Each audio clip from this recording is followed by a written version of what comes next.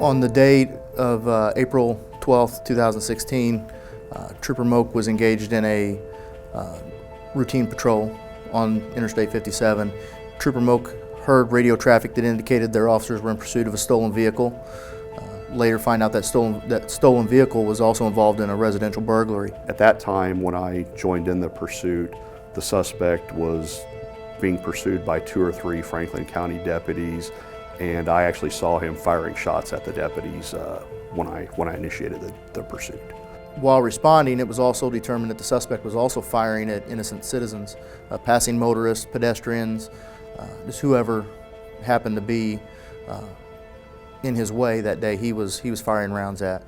We went from approximately 100 to 110 miles an hour to virtually a crawl speed just within a matter of a few seconds. When the vehicle got approximately, I would say 10 yards or so from me, I saw the suspect raise a pistol up at me, start firing at me. We exchanged multiple rounds back and forth at one another on the interstate.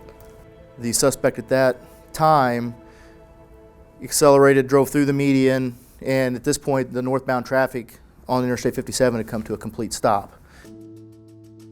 And that's where the vehicle became totally disabled. The suspect exited the stolen pickup truck, and he also took off running down the interstate. At that point, he stuck his pistol to a civilian's head and carjacked their vehicle. Trooper Moak returned to his squad car, engaged in a pursuit northbound on Interstate 57, back to Benton, where it wound through the city streets before coming to a stop just on the south side of Benton on Illinois Route 37. When the vehicle became disabled, he pulled the van off of Route 37 approximately 10 to 15 yards into a farm field, and the van came to a stop. The suspect jumped out the passenger side of the van and immediately started firing gunshots at us again. Myself and other local officers and county deputies and state troopers returned gunfire at the suspect, and he was fatally wounded in the exchange of gunfire. Oh my God, they're getting out of the truck.